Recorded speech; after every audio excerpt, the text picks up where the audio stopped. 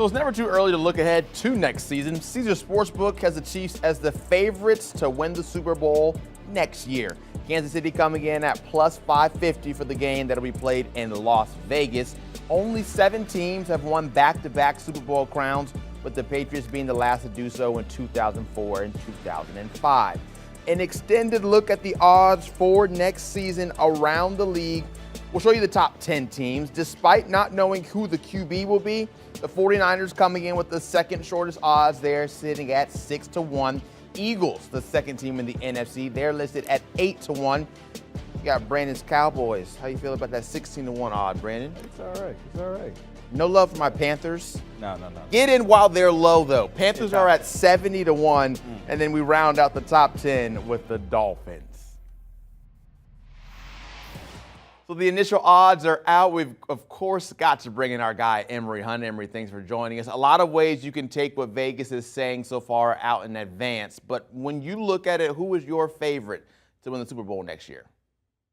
I like the value of the Philadelphia Eagles. They have a lot of the key, instruments in place to play and provide great music once again. Quarterback is young and in place. The run game is established. We know their offensive line is really good. Even if they lose Kelsey, they already have their in-house replacement in Dickerson, who played center before at Alabama, played across the line. So they're good on offense. They have A.J. Brown, Devonta Smith, Dallas Goedert.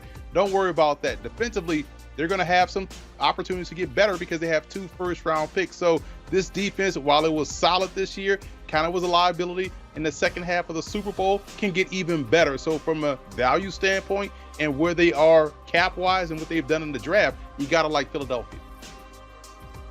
So for me, when it comes to value, I was a big fan of those Panthers sitting at 71, just a QB away is how I feel about things. But who do you think is undervalued?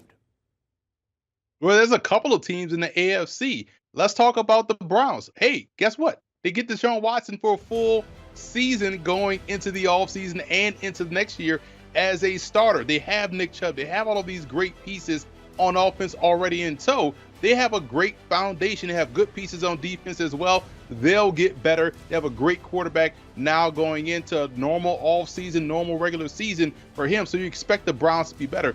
In Denver, people are sleeping on Denver in the AFC. This is a team that lost a lot of close games last year, and Sean Payton doesn't waste time turning programs around. You saw him go to New Orleans in 2006 after the Katrina year in 2005 and had that team in the NFC title game with a chance to beat the Bears. And on the NFC side of things, how about Seattle? The reason why I like Seattle, they were in the playoffs last year. I think they're going to re-sign Geno Smith and give him a healthy, handsome contract.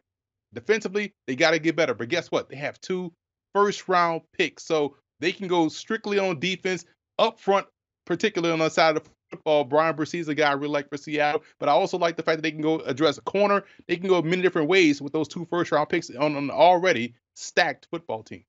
Yeah, for those Broncos, it'll be interesting just to see what Sean Payton can do now working with Russell Wilson to see if they can have that turnaround. The other side of being undervalued is now being overvalued. Who do you have falling in that category? Now, this number just doesn't make sense because you say, how could they be overvalued when they're plus 3,500? I'm talking about the Rams. I still worry about their quarterback situation. Who's going to be the guy? Can we count on a Matthew Stafford returning to full strength and helping this offense move forward?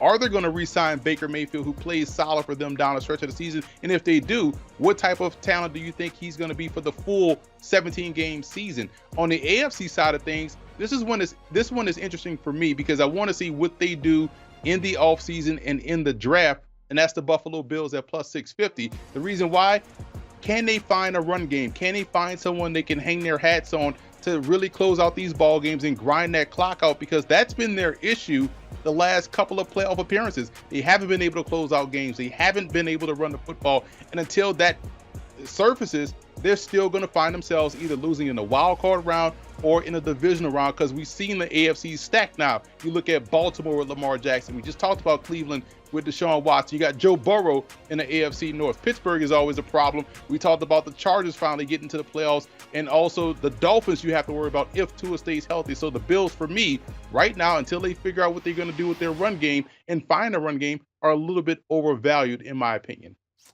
Emory Hunt giving us a look ahead towards next football season now that the Super Bowl is on and behind us. Thank you very much, Emory. Make sure you check in to the Pick Six podcast. Super Bowl's over, so the gang is talking everything from the game last night. Will Brinson, Ryan Wilson, and Tyler Sullivan give their instant analysis, which includes some bad late calls from the officials. Like and subscribe. Here's some top-notch audio. Do you want a sports network that delivers everything that matters about the game? The highlights, the picks, the instant analysis, no yelling, no fake debates, no politics. Hit the subscribe button and never miss a moment.